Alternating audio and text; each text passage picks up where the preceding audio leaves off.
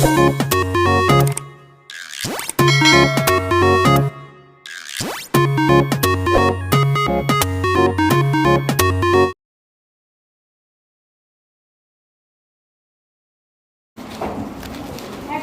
Number 2.2 chapter क्या है? Lines है। शोर नहीं करना। हाँ बेटा, यहाँ देखो,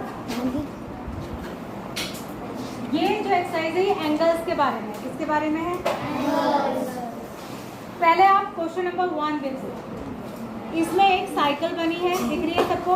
ये दो बच्चे, ये दो इधर बैठो, तुम दोनों इधर बैठो, तुम दोनों उठो, तुम ही दोनों से कह रहे वॉइस से, हाँ इधर बैठो, अपनी अपनी कॉपी और बुक लेंगे, जल्दी से जल्दी, टाइम वेस्ट नहीं करिए।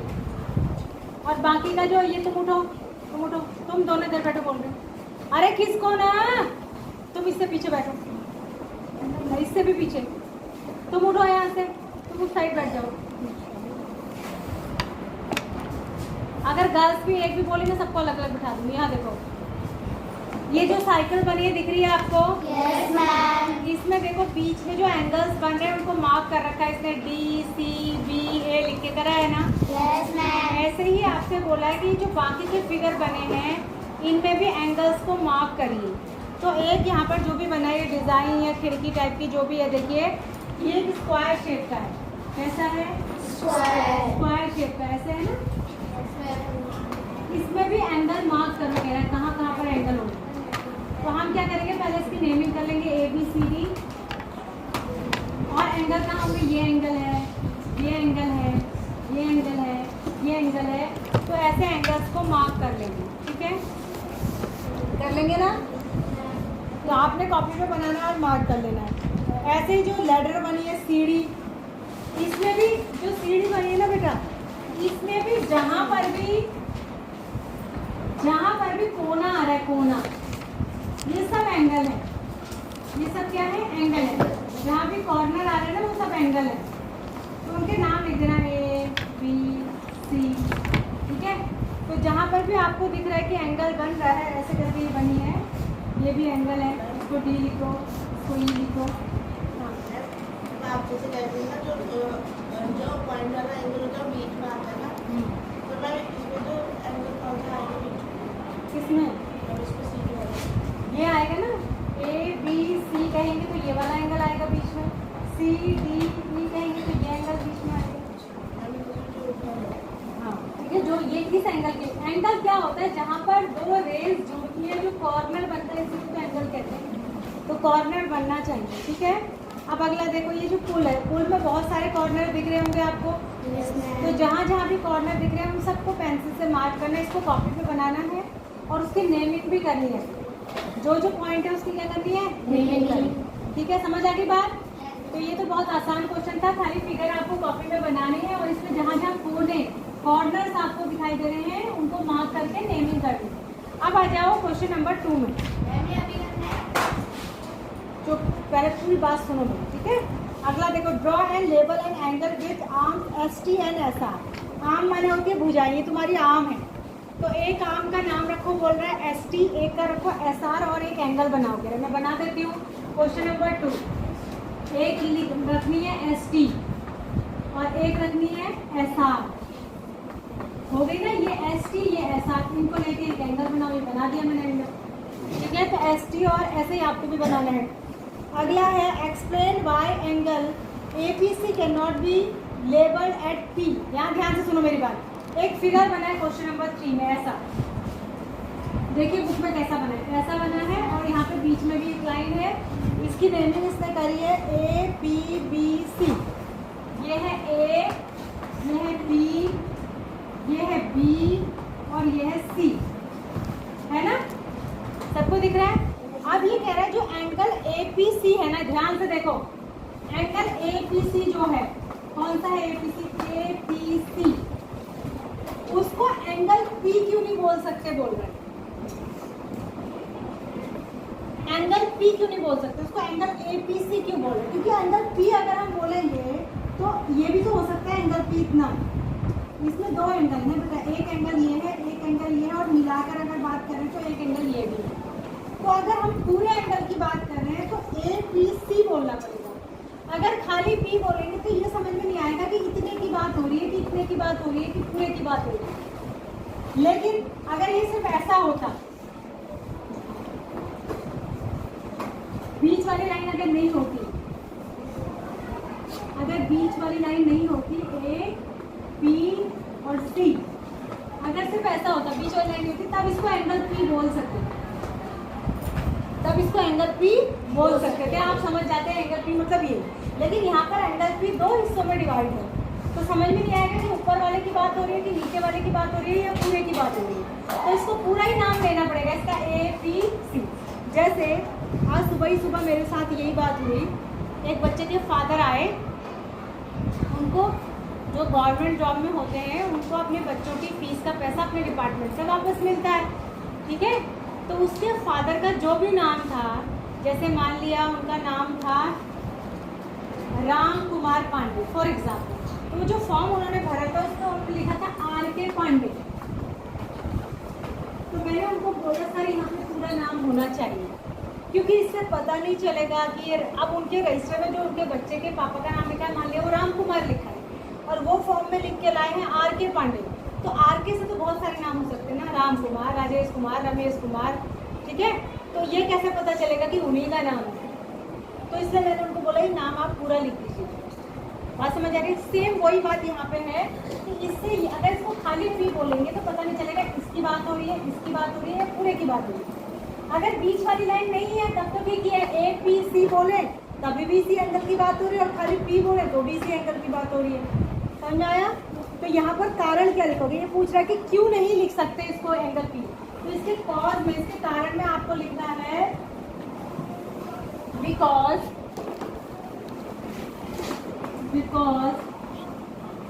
देयर एंगल पी ऐसे लिखो, angle P is divided into two parts, क्योंकि यहाँ पर एंगल पी दो हिस्सों में डिवाइड है, इसलिए उसको खाली एंगल पी नहीं लिख सकते।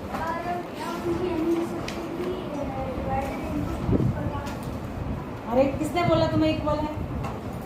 ये किसने बताया कि ये दोनों पार्ट्स इक्वल है? किसने बताया? तुमने कैसे कहा? ऐसा लिखा है क्या क्वेश्चन में इक्वल है?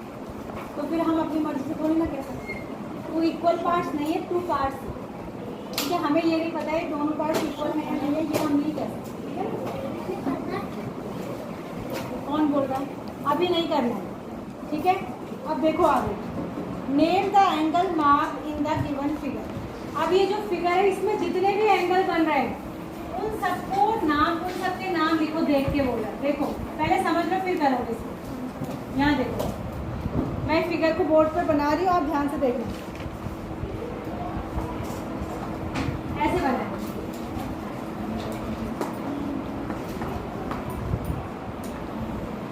ऐसे बना है ना?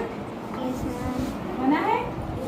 अब इसमें ये कह रहा है कि इस फिगर में जितने भी एंगल मार्क किए गए हैं, एक इसने ऐसे मार्क करा है देखो, और एक इसने ऐसे मार्क करा है। तुम्हें नींद आ रही है?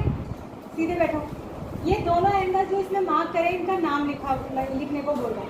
पहले मैं बड़े वाले का लिखती हूँ, बड़े वाले का मतलब ये पूरा, तो इसको लिखेंगे एंगल पी टी आर। क्या नाम है इसका? P T R. और दूसरे का मतलब ये छोटा, तो इसको लिखेंगे क्यू टी आर। इसका नाम क्या होगा? Q T are. Angle, angle का साइन बनाएंगे ऐसा कोने जैसा। एंगल ये बड़ा वाला तो है पी टी आर, और छोटा वाला क्या है? Q T R. सबको समझ आया? कोई डाउट?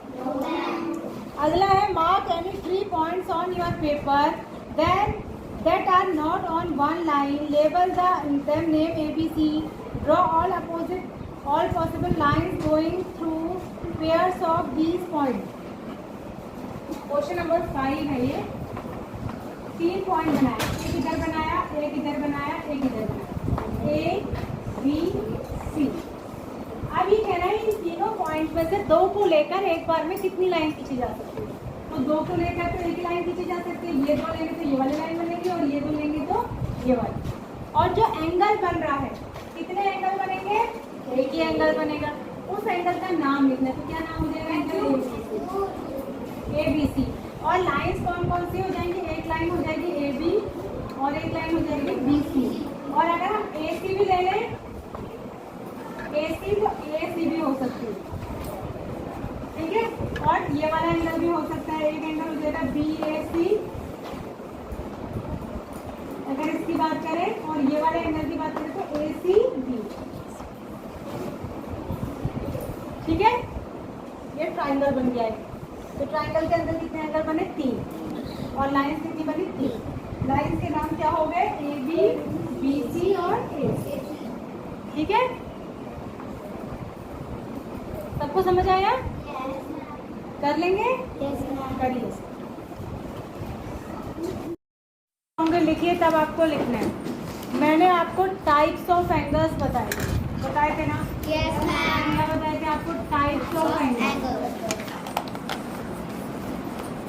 मैंने आपको ये बताया था कि 0 डिग्री से लेके जो 89 डिग्री तक के एंगल होते हैं, 90 से छोटे, उनको क्या कहते हैं?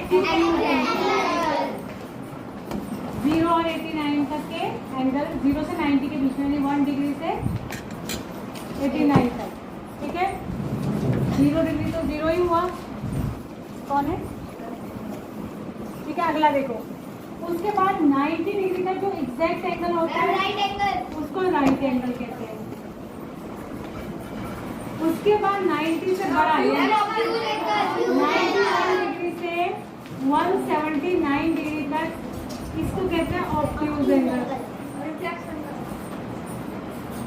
उसके बाद 180 डिग्री के एंगल को इसको कहते हैं स्ट्रेट लाइन एंगल।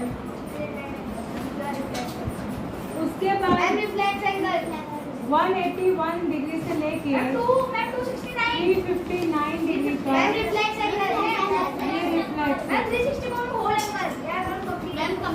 और 360 डिग्री का एंगल जो होता है होल या फिर कंप्लीट एंगल, ये मैंने आपको बता दिया था। इसका हमने एक फिगर भी बनाया था। अब देखिए, आपको अगर देखकर बताना हो, एनालाइज करके, यानी आंखों से देखकर, ऑब्जर्व करके कि कौन सा एंगल छोटा है और कौन सा एंगल बड़ा है, तो हम कहाँ से ऑब्जर्व करते हैं? बेस लाइन से। कहाँ से? Base line. किसी एक को तो बेस लाइन समझना ही पड़ेगा, ठीक है।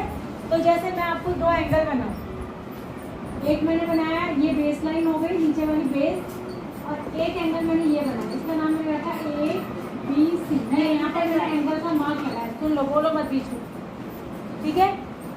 उसके बाद एक एंगल मैंने ये बनाया, ठीक है। एक एंगल मैंने ये बनाया,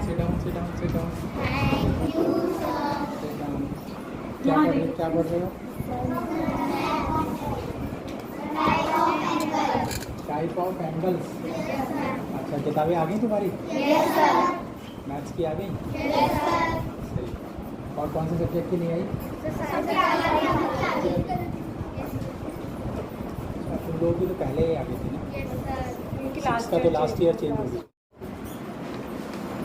मैं आपको क्या बता रही हूँ, अगर हमें ऑब्जर्वेशन से बताना हो, ठीक है, ऑब्जर्वेशन से मतलब हमें सिर्फ देख के एनालाइज करना हो कि कौन सा एंगल है, कौन सा एंगल बड़ा है और कौन सा एंगल छोटा है, तो मैं देख के पता लग रहा है कौन सा एंगल बड़ा है, कौन सा छोटा है? बताओ, कौन सा बड़ा है? नीचे वाला बड़ा है, ठीक है, और ये क्या है? छोटा। कैसे पता चला? ये जो बेस लाइन है, इससे इस लाइन की डिस्टेंस जितनी ज़्यादा होगी, ये एंगल उतना ही क्या होगा? बड़ा है। और जिसकी जैसे एक और मैं ड्रॉ कर दूँ, ये मैंने ड्रॉ करा, तो ये तुम्हें पता चल रहा होगा ये इससे भी छोटा है, ठीक है ना? ये इससे भी छोटा है, ठीक है। जितने भी डिग्री का, भी हमने इसको मेजर नहीं किया, मैं ऑब्जर्वेशन की बात कर रही हूँ, ठीक है। अच्छा, एक एंगल मैं ये बना दूँ, ये आपको देख के पता चल रहा है कितने डिग्री का? 90 डिग्री। एक एंगल मैंने ये ड्रॉ करा है, ये आपको पता चल रहा है 180 डिग्री। यानी कुछ एंगल्स को हम देख के एग्जैक्ट भी बता सकते हैं। जैसे अगर यहाँ पर ये वाला साइन लगा है, ऐसा वाला बॉक्स बना है, तो ये 90 डिग्री का यानी राइट एंगल है। और अगर सीधी लाइन खींची और उसके ऊपर ऐसे हाफ सर्कल बने, और बाकी को हम अंदाजे से, ऑब्जर्वेशन से सिर्फ ये बता सकते हैं कि ये एक्यूट है या ऑब्ट्यूज है, या कौन सा छोटा कौन सा बड़ा। अब देखो, मैं एक ये कौन सा एंगल है? एक्यूट है या ऑब्ट्यूज है? ये आपको पता चल रहा है ना कि 90 से जब ऊपर वाली लाइन इस तरफ जाएगी तब वो क्या होगा? ऑब्ट्यूज। तो अगर मैंने एक एंगल ऐसा बनाया तो ये ऑब्ट्यूज एंगल है। तो अगर इसको देख, आपको एक ये दिया है और एक ये दिया है और आपसे पूछा है कि बेटा इन दोनों में से कौन सा बड़ा है, तो आप समझ जाएंगे नीचे वाला। क्यों? क्योंकि एक्यूट है और ऑब्ट्यूज है, तो ऑब्ट्यूज तो एक्यूट से बड़ा ही होगा। ठीक है। और रिफ्लेक्स एंगल कैसे बनाया जाता है, देखने में कैसा लगता है? देखो, मान लिया मैंने ये लाइन बेस लाइन खींची और एंगल वाली लाइन ये ड्रॉ करी और एंगल मैंने इधर से दिखाया ये, तो देखो ये 180 की लाइन ये होती, अगर होती तो मैं डॉट डॉट से दिखा रही हूँ, ये 180 से भी आगे जा रहा है, 180 से भी बड़ा है। तो जो 180 से भी बड़ा है वो क्या है? रिफ्लेक्स है। वो क्या है? रिफ्लेक्स है। इधर से रिफ्लेक्स नहीं है, इधर से ऑब्ट्यूज है, लेकिन इधर से 180 से भी बड़ा है, तो ये क्या है? रिफ्लेक्स। बात समझ में आ गई आपकी? तो आपको ना एक एक्टिविटी करनी है। कोई बच्चा मुझे रफ कॉपी का एक पेज दे दो। ये है, देखो साफ पेज चाहिए आपको। ये एक्टिविटी अपनी कॉपी पे करनी है और पेस्ट भी करनी है। रहने दो, पेस्ट भी करनी है। समझिए क्या करना है। ये कह रहा है आप एक पेज ले लीजिए, ऐसे एक पेज ले लीजिए और इस पेज को फोल्ड करिए। कैसे भी देखो, ऐसे फोल्ड करना है, ऐसे नहीं करना। सुन लीजिए, ऐसे कर, पहले समझ लीजिए बेटा, ऐसे करना है इसको, टेढ़ा टेढ़ा फोल्ड करना है, मतलब एकदम बराबर से फोल्ड नहीं करना। आप जो लाइन बनेगी उस लाइन को स्केल दो, उस लाइन को ड्रॉ कर लेना। देखो मैं आपको करके बता रही हूँ, ऐसे आपको अपने कॉपी पे पेस्ट भी करना है। ड्रॉ कर लिया मैंने, सबको दिख रही है लाइन? ड्रॉ करने के बाद ये जो नीचे वाली ये वाली लाइन है और ये वाली लाइन है, इसमें कुछ एंगल बनेंगे। जैसे देखो मैं नीचे वाली लाइंस भी ड्रॉ कर देती हूँ जिससे कि आपको साफ साफ दिखाई दे। स्केच पेन है किसी के पास? मेरे को दो। स्केच पेन से थोड़ा मोटा दिखाई देगा ना। बैठ जाइए अपनी सीट पर। यहाँ पे आना नहीं है, बस एक बच्चे ने आना जिसको मैंने बुलाया था। बस हो गया, मुझे मिल गया। आप जाओ, एक कोई और कलर का भी दे दो। नहीं रेड दे दो। नहीं तो ऑरेंज। ये ऑरेंज है। ऑरेंज है, रेड नहीं है। लो इसको रखो। ये किसका था? नहीं, ये इसका है और ये पैकेट है। ब्लैक दो दो दो दो। सब मत खड़े हो बेटा। चलो आप देखो, तुम बैठ जाओ।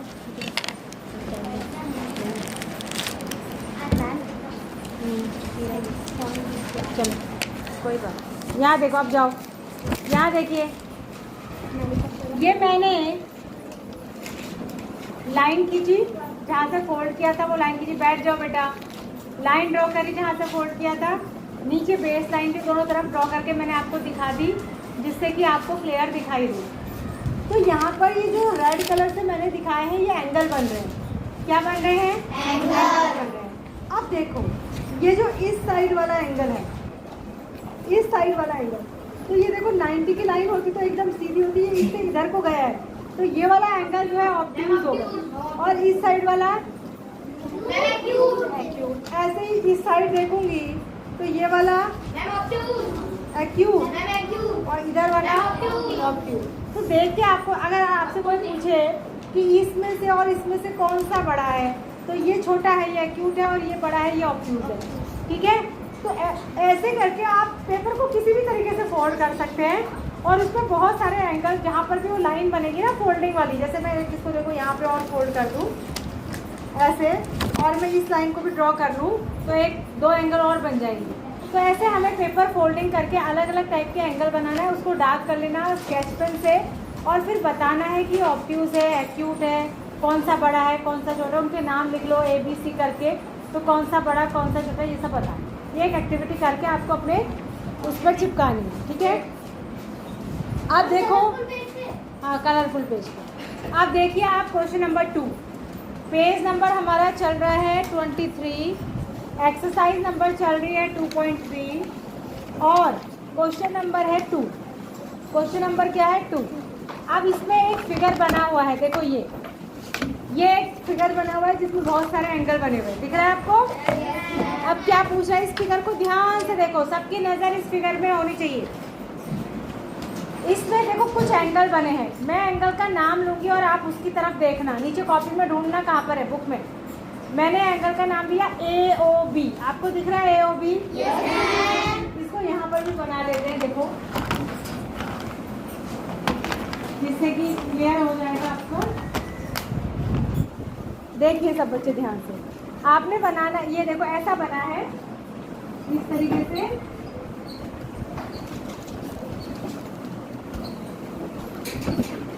यहाँ पे लिखा है A, ये है O, ये है B, ठीक है, और B से 2 रे और है, एक ये है, यहाँ लिखा है X और यहाँ लिखा है Y, और क्या है इसमें C, यहाँ।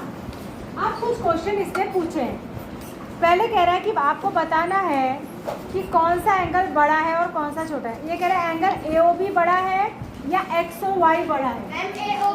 रुक जाइए, AOB देख लीजिए पहले, AOB ये वाला, ये है AOB, ठीक है, और XOY ये है XOY, ठीक है आपको XOY। अब मुझे आप बताएंगे कि AOB कैसा एंगल है? ये राइट एंगल है, और XOY कैसा एंगल है?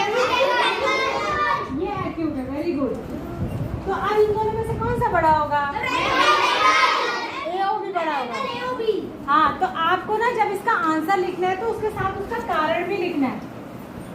आंसर के साथ क्या लिखना है? कारण भी लिखना है। क्या लिखेंगे? रीजन। देखो आप पहले वाले में लिखेंगे कि एंगल AOB जो है वो ग्रेटर है, यानी बड़ा है किससे? एंगल XOY से। अब कारण भी लिखना है नीचे, तो आप लिखेंगे बिकॉज। रीजन क्या देंगे? Because angle AOB is right angle and angle XOY is an acute angle. अभी करोगे देखो, ठीक है। उसके बाद और देखो, अगला पूछा है एंगल AOB बड़ा है या XOB बड़ा है? AOB बड़ा है या XOB बड़ा है? AOB बड़ा है। सेकंड में भी आप लिखेंगे कि angle AOB is greater than angle XOB। इसमें भी रीजन यही होगा कि AOB क्या है? राइट एंगल है, जबकि XOB क्या है? Acute angle. फिर पूछा है एंगल XOB बड़ा है या एंगल XOC बड़ा है? दोनों इक्वल हैं। XOB जो एंगल है वही XOC भी है। अरे देखो ना, XOB बोलोगे तो भी इसी एंगल की बात हो रही है, XOC बोलोगे तो भी इसी एंगल की बात हो रही है, ठीक है। हाँ, आप तीसरे में लिखेंगे angle XOB is equal to angle XOC। आगे लिखोगे because both are same angle, because both are same angle. एक ही एंगल के दो नाम हैं ये। समझ में आ गया? नोट करिए।